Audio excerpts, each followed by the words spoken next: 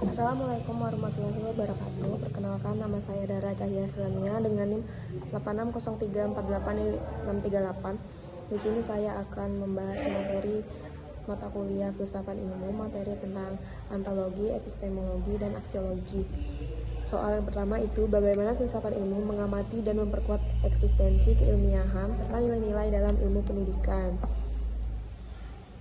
Filsafat ilmu membantu kita melihat dan memperkuat ilmu pendidikan lewat 3 cara sederhana, yaitu dengan memperjelas apa yang dipelajari, bagaimana cara mempelajarinya, dan apa gunanya bagi kehidupan. Pertama dari segi keberadaannya atau ontologi. Filsafat ilmu menegaskan bahwa ilmu pendidikan adalah bidang yang berdiri sendiri dan sangat penting. Ilmu ini fokus mempelajari manusia yang butuh bimbingan dan bagaimana proses belajar itu terjadi. Jadi pendidikan bukan sekedar ilmu ikutan dari psikologi atau sosiologi, melainkan sebuah ilmu mandiri yang punya aturan dan ruang lingkup yang jelas. Yang kedua itu filsafat ilmu tetap menjaga agar ilmu pendidikan tetap ilmiah dan terpercaya atau epistemologi, artinya semua teori dan cara mengajar yang digunakan tidak boleh asal-asalan atau sekedar ikut-ikutan tradisi lama. Filsafat ilmu memastikan bahwa metode mengajar di sekolah sudah diuji lewat penelitian yang jujur, logis, dan terbukti berhasil dan nyata.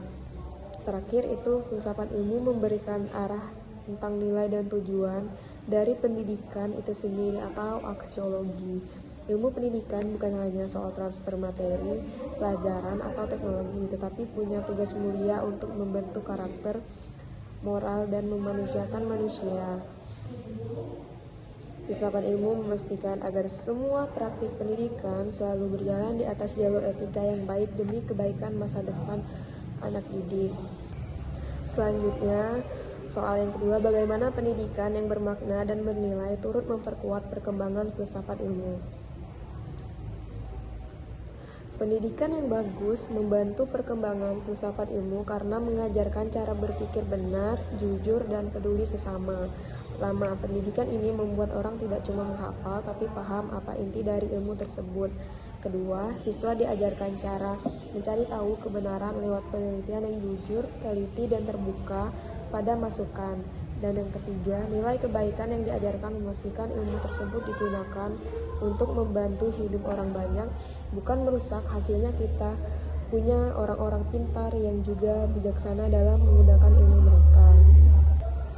Selanjutnya soal yang ketiga, mengapa filsafat ilmu dapat disebut sebagai pisau analisis atau ontologi, epistemologi, atau aksiologi dalam membedah persoalan-persoalan pendidikan.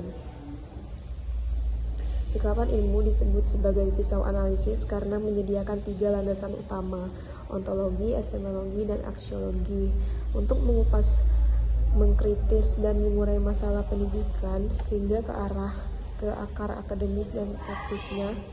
Ontologi mempertanyakan apa yang sebenarnya menjadi objek kajian atau esensi dari sesuatu. Contoh kasus, ketika menghadapi masalah komersialisasi sekolah, ontologi membedah apakah esensi pendidikan itu sebuah layanan sosial atau komoditas bisnis. Selanjutnya, epistemologi mempertanyakan bagaimana pengetahuan dalam pendidikan diperoleh, diuji, dan dinyatakan sah. Contoh kasus, ketika metode hafalan membuat siswa tidak kreatif, epistemologi mengkritis cara transfer pengetahuan tersebut dan menawarkan pendekatan berbasis critical thinking. Selanjutnya, aksiologi mempertanyakan untuk apa ilmu pendidikan itu digunakan dan bagaimana nilai atau etika dan estetika diterapkan. Contoh kasus, ketika banyak lulusan pintar tetapi korupsi, aksiologi membedah adanya kegagalan internalisasi nilai moral dalam orientasi pendidikan yang terlalu mengejar angka akademis.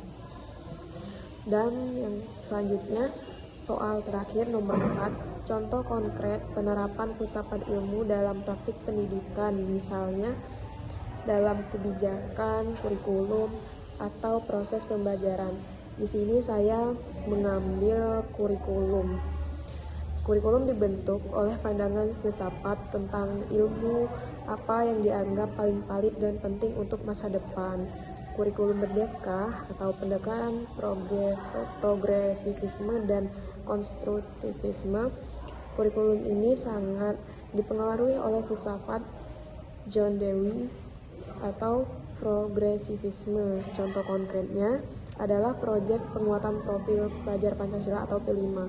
Siswa tidak hanya belajar teori di kelas, tetapi turun ke lapangan untuk menyelesaikan masalah sosial atau lingkungan. Di sini ilmu dianggap valid jika dimiliki kegunaan praktis atau pragmatisme. Sekian dari saya. Wassalamualaikum warahmatullahi wabarakatuh.